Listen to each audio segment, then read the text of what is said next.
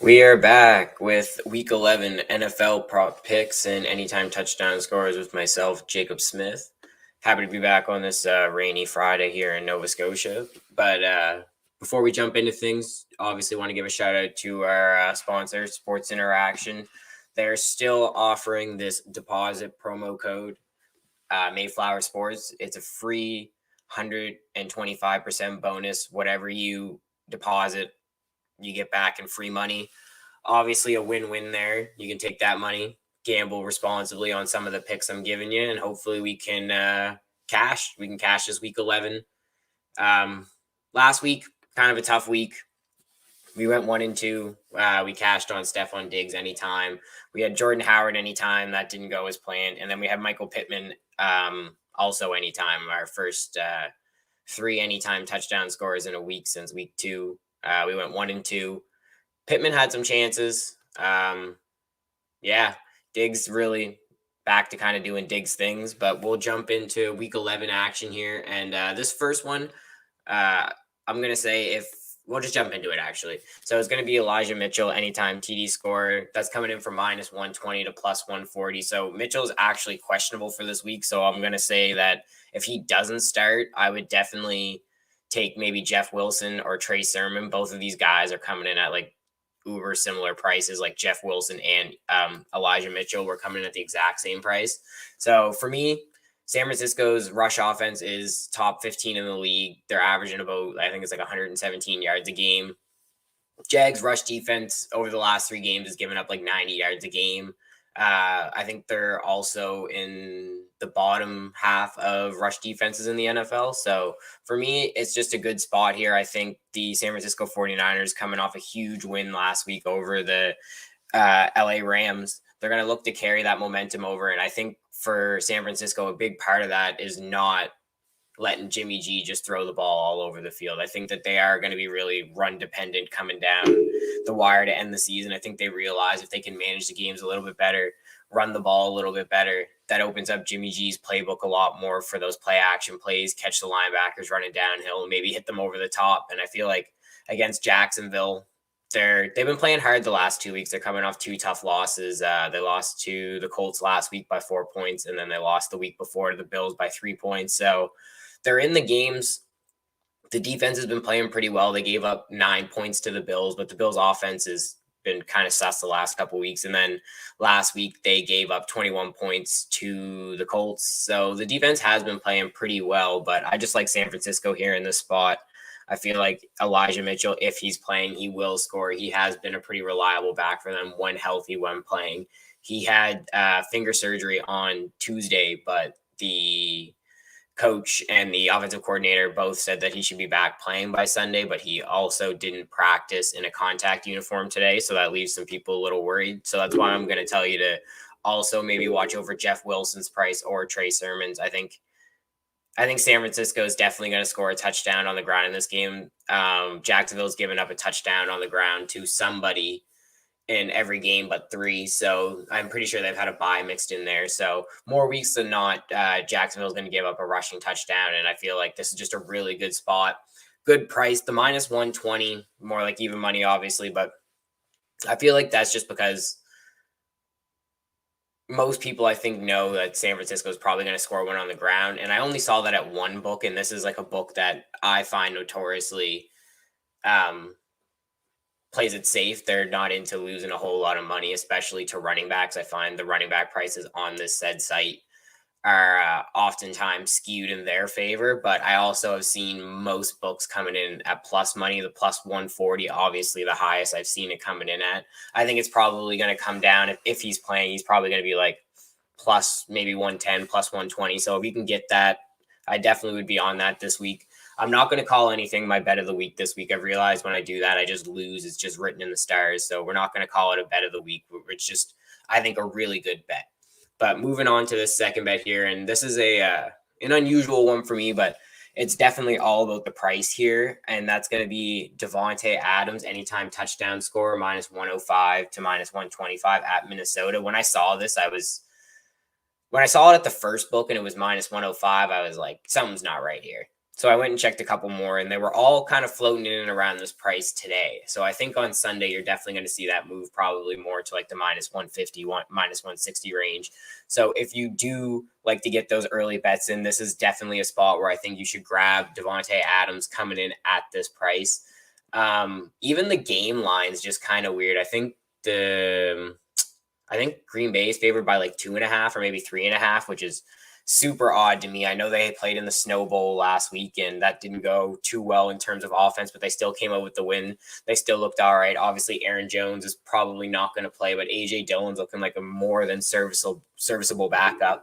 And I feel like this is just a really good spot. They're going to be playing the Vikings at Minnesota. They're in the dome, so you know it's going to be good conditions. And it's time to get back to that old connection there, that Aaron Rodgers, Devonta Adams connection that everybody loves to see. And I feel like this is a really, really good spot. The Minnesota Vikings, obviously. So this is kind of the weird spot for this one. So when I kind of look at my things, I definitely look at, like their past defense ranking, their past 3 games. I look at the players, but I also kind of factor in maybe some fantasy football stuff with, I think for the player prop picks, is a really good tool because it's, again, you're looking at one individual player, and that's pretty much what fantasy is. You're banking on one individual player that comprises a team, and you're hoping that each individual one of those guys has a good game.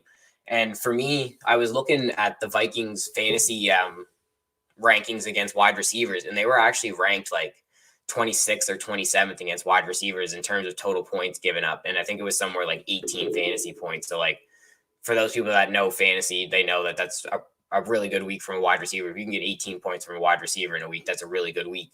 And I know that they're ranked, I think they were ranked like 16th or something in pass defense in the NFL. So it's kind of like one of those ones where one thing's telling me one way, and then maybe the actual numbers are telling me something different. But I feel like just with it being Devonta Adams, in my opinion, the best wide receiver in the NFL. If you're going to get the best wide receiver in the NFL, well, some would argue Cooper Kupp this season. I have him on my fantasy team, so I would argue Cooper Kupp's the best this season. But just in terms of like the last couple of years, I would say Devonta Adams is the best wide receiver in the NFL. And just to get him at anywhere near this price, I think is insane, and it doesn't make any sense. So if you can find it anywhere that you bet at this minus 105 to minus 125, even minus 130, minus 135, I think you should definitely, I wouldn't say have a max bomb because obviously bet responsibly, but I would have a healthy chunk of my wages that I was going to bet for the weekend on maybe this one pick. And again, I'm not going to call it my bet of the week because that always ruins it. It never cashes for me. So I'm just going to say this is a really, really, really good bet, and it's almost too good to be true. And even the line, I think, for the game is a little bit too close to, or it's a little bit too close to be true. And we got a comment here from Eric Brown. Joe Mixon anytime touchdown score. Yeah, I really like Joe Mixon too anytime. Joe Mixon, I've actually bet a couple times on here the last, I think I bet him twice out of the 11 weeks. I've been trying to stay away from the tried and trues. Like last week, obviously Damian Harris was out, but that was another guy that I've been betting on like crazy. So I definitely like Joe Mixon. I think he adds a really good dynamic to the Bengals offense. That when he gets going, it allows Joe Burrow and Jamar Chase and Uzama and T. Higgins and those guys kind of really get rolling. But yeah, I definitely think that's a really good price. I think I saw him coming in again at like minus 120, where it's like he scores more weeks than not. So like, why not bet that? Like that's almost a surefire in my opinion. But back to Devonta Adams again. I think this is just too good to be true. I think we got to take this week.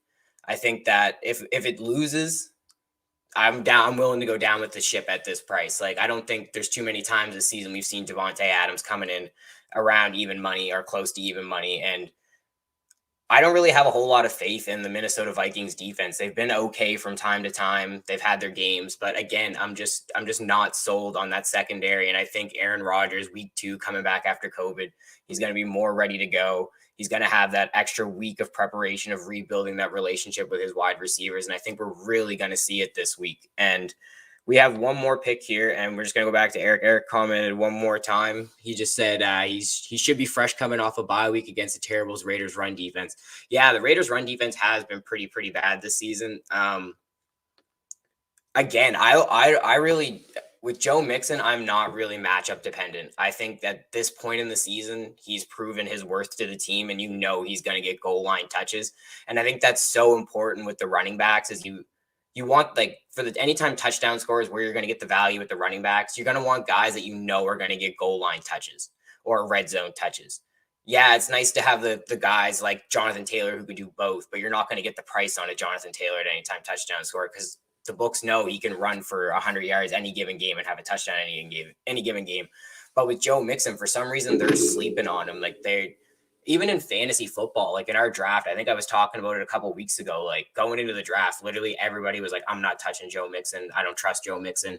I don't know where the hate came from on Joe Mixon. I think he had one or two like subpar seasons, and everybody just kind of gave up on the guy. But yeah, I really think again, Joe Mixon is a really good pick this week, and I don't want to call it a safe play because obviously no bet's a safe play, but it's a really really good it's a really good bet. Like it's one that I would think would cash more times than not. But moving on to this last and final pick, we got Devonta Smith over 4.5 receptions at plus 110 to plus 125 versus the New Orleans Saints. So for me, this is a tough one because I never like to bet on my teams. If I do bet on my teams, it's definitely not something I'm giving out. It's definitely a bet that I'm taking, and I'm not even probably telling the boys that I took it unless I won or lost. But with the way Devonta Smith's been playing the last couple weeks, I really like the way the Eagles have been using him. I think for us, it's very important to trust these young wide receivers and these young running backs because they are the future, and it's nice to see that we're finally putting the ball in the air and we're going to let Jalen Hurts, we're going to go down with the ship. Like we're not going to probably make the playoffs anyways. The Cowboys are rolling and let's just see what Jalen Hurts has. Let's see what Devonta Smith has. In the last 2 weeks, they've done that. He didn't cash last week on the over receptions. He was at 4. He is 5-4 on the over 4.5, but I know every week it hasn't been set at over 4.5. Some of them have definitely been lower because I've seen them at lower. So I'm not really sure for the percentage wise how many he's actually hit, but I know just for the 4.5, he's hitting at more times than not. New Orleans secondary is garbage. I just don't like. See, I do like New Orleans run defense. I think they have a really stout D line, and they have some pretty good linebackers. But just the secondary has been in their Achilles heel the last couple of years, to be honest. And just the way that this offense has kind of been rolling, I feel like we're going to target Devonta Smith a lot. We know our coaching staff for some reason does not like to run the ball. It's crazy that we don't run the ball, but in yards per game, I think we're in like the top 5 or 6 because like we literally don't run the ball. So like we'll have a guy that will have like, I don't know, like 7 carries for like 45 yards. And he's actually having like a really good game, like 50 yards, but it's like he only got 7 carries. So it just boosts that run, average per game versus like how much we're actually running the ball, which isn't a lot. So that makes me feel like, again, we're going to trust Jalen Hurts to go out there and throw the ball. And if I'm taking any Eagles receiver, which is for some people is like an absolute no, like that's just not happening because the way our offense has been up and down this season. But if I am going to bet on anyone, I'm going to bet my guy Devonta Smith. And I just like the plus money here. I feel like you don't get too many plus money situations on the overs for receptions because a lot of times they are just at even money. That's just how the bookies work those. And for me, it's just one of those situations again where it's like I'm not going to tell you to like I did with the Devonta Adams one where it's like you should unload a max bomb on this. Obviously, bet responsibly. Don't do a max bomb, but whatever your max bomb may be, this isn't the pick to do this. I think this is a one where it's a little bit more of a not a shot in the dark, but I like the odds maybe a little bit more than I actually like the pick. And again, this is one where I feel like just the matchup suits Devonta Smith really well. He's a really good route runner. He also knows how to get deep. There's multiple ways for him to get open against a secondary that isn't very good. And it's a matchup that maybe the coaching staff is just like, all right, well, like, we've had 2 pretty good weeks of letting Jalen Hurts kind of throw the ball around, maybe mixing the run a little bit here and there, but let's see what our young guys have on the outside and see what our quarterback has. And it's just another week where they're at home. New Orleans is coming up there to play. They have Trevor Siemian. Kamara's been banged up. I think he's going to play, but he was questionable going into this week. He was out last week. There's just a lot of question marks going on right now in New Orleans.